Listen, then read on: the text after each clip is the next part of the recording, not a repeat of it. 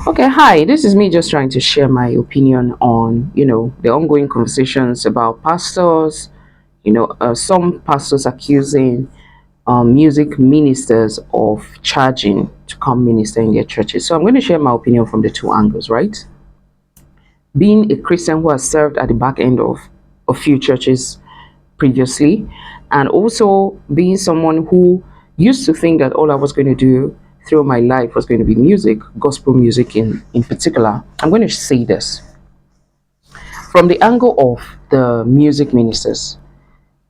Dear pastors, I'm going to have to say this, right? Number one, most of what the music ministers are doing currently is what they have learned from some of you. Like I said, I used to serve at the back end of some churches, a few churches, and I know that a few of the ministers who we would invite to come preach used to charge, right?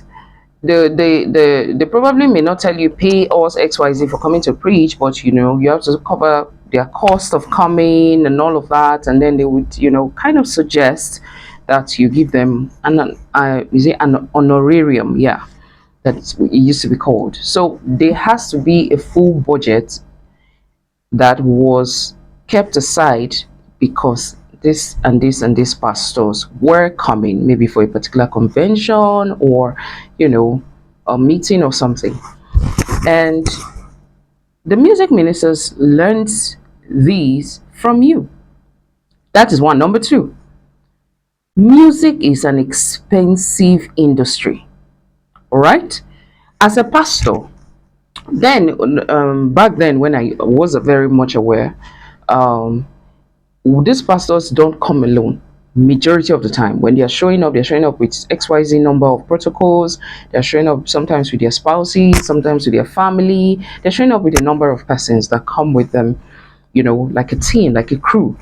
And you have to almost phantom the calculation of the bills of all of those people that come with them. But this is what I have to say. As a pastor, your ministration is really just you, right? It's you who is doing the speaking, it's you who is receiving the word and coming to share the word, it's you who studies the word and come to do that. You can actually show up by yourself, and why the purpose for why you are there will still be met, will still be fulfilled. But when it comes to music, as I know it to be, for that person to have become that influential, for you to even want to invite the person, a lot has gone down. And I'm saying this as a matter of fact. Are we going to talk about the music equipments that they need? For those that don't cannot afford the equipment or don't have the equipment and all of that, they have to rent studio spaces to rehearse. All right. So they are paying for studio sessions to rehearse. I'm not talking about recording now. I'm talking about rehearsal with their crew, with their team. They have to have all these backup singers, they have to have instrumentalists and all of that. So if they want to get the equipments are freaking expensive. If they are not yet able to get those equipments, you have to pay every other week they are paying for studio sessions or studio time so that they can have a place to rehearse that has equipment. They have to do this. All of those people that have to rehearse with them, because it's not just a one-man team. They have to have all of these backup singers and all these instrumentalists. These people are giving their time and effort. Now they have to rehearse for hours and hours on end. Some of the top musicians, you hear how many hours they have to rehearse a day. It's a lot that goes into the music. Are we now going to talk about the money they spend to do their music videos, or to put out to do the recording, give it to the best mix engineers and the best of people that are good in mastering, the best producers? Are we going to talk about all of that, featuring singers that sometimes they have to pay these people that they're featuring? It's a lot that the music industry or the music department or whatever needs to be what it is. All right. So these are things that are also put in view, right? Another point I want to make is, like I said, I used to be a singer, and I'd been invited to a couple of churches. Trust me, quite a couple of churches, and I can only recall, as a young person, really young at the time, I can only recall one person, one pastor that had put in some bills, some money into an envelope and given it to me. every other person. I will go sing, I will collect transport money from my poor mother, and I will go and sing out my heart. And when I'm done, I get, oh wow, you're going places, you have an amazing voice. What's a vocalist? You are so anointed. The word is waiting for you. The word is your stage, and all those words. And they will say all of those things to me, and how I'm going to return back home from that place, I have no idea. I don't know. If you are a successful gospel musician, you probably have gone through this phase of being, be that person that is invited, because there's no clear cut as to what covers maybe even just your basic bills for even showing up there in the first place. The pastors will just tell you, God bless you. And that's the end of it. And yes, you're not, at the time, I didn't, my focus and my mind was not on, I didn't even know I could make a career out of music. It was just something I was very passionate about. And if you wake me up from my sleep and say, start singing, I would just start singing. That's how passionate I was about it. So I wasn't focused on the monetary part. But I'm just saying this as to, vis-a-vis the people that you're expecting to just show up. A lot of the pastors don't know how to say, oh, let's cover, the cost or the bill of this person. That's another point. Then finally, I want to say this. I think it's in the scriptures where it says, bring the tithes into the storehouse so that there will be meat in my storehouse for the ministers, I believe. Who are the ministers? Are the ministers just the pastors? We're talking about loyalty from specifically music ministers. Most of these people have been in church for so long. Before you begin to invite all the big shots and all the big stars out there and paying them exorbitant, do you realize that most of your choir members, most of your ushers, most of the people that serve under you, who are giving their loyalty, their time, some of them can't feed.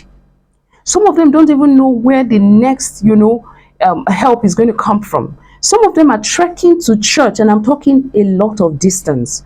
They don't even have the transport money to come serve. They will finish serving, they will be there, they will rehearse, they will do all of this for multiple times a week.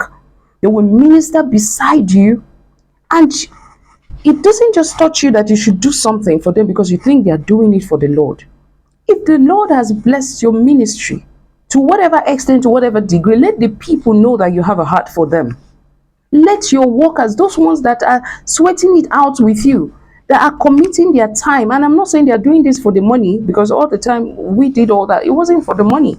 But if the money came, it will make life a lot easier, right? So that's what I'm saying. For these people who are doing these things now, if they know that the church, yes, beside the prayers and the sharing of the word and getting them to kick in their faith and all of that, if they know that you have their interests at heart, it will be a lot.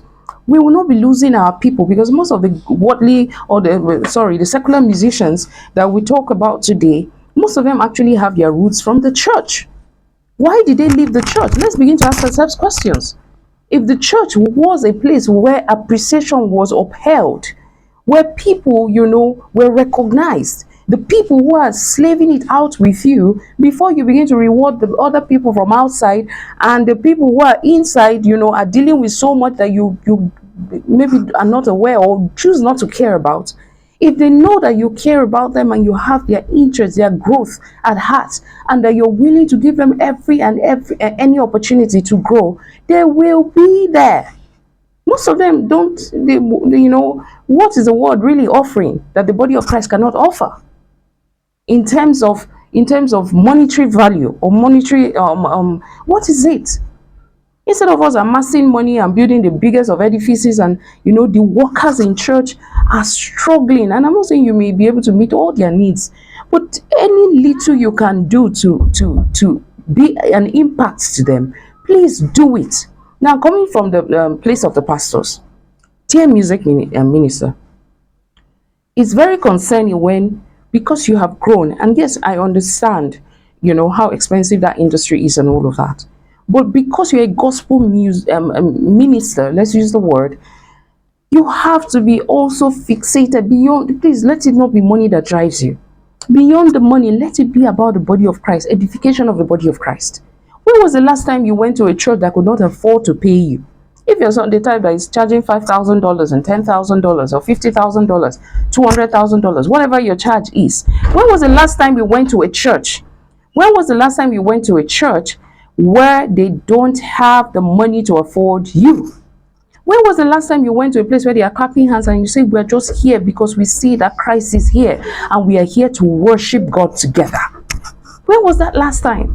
When was the last time you paid a tithe of your talent and the tithe of your abilities and the tithe of your popularity that God has given to you? When was the last time you shared it with places and folks that cannot afford you? If it's all about if it becomes all about the money, then the purpose is defeated. Please, to be honest, I don't want this video to go longer than this. At the end of the day, it's a collaboration between the pastors and the music ministers. Whatever the case is, the prize is Jesus. The reward is Jesus. The focus should be Jesus. If this is not it, then we have missed our way and we have to find our way back to Ruth. God bless you all.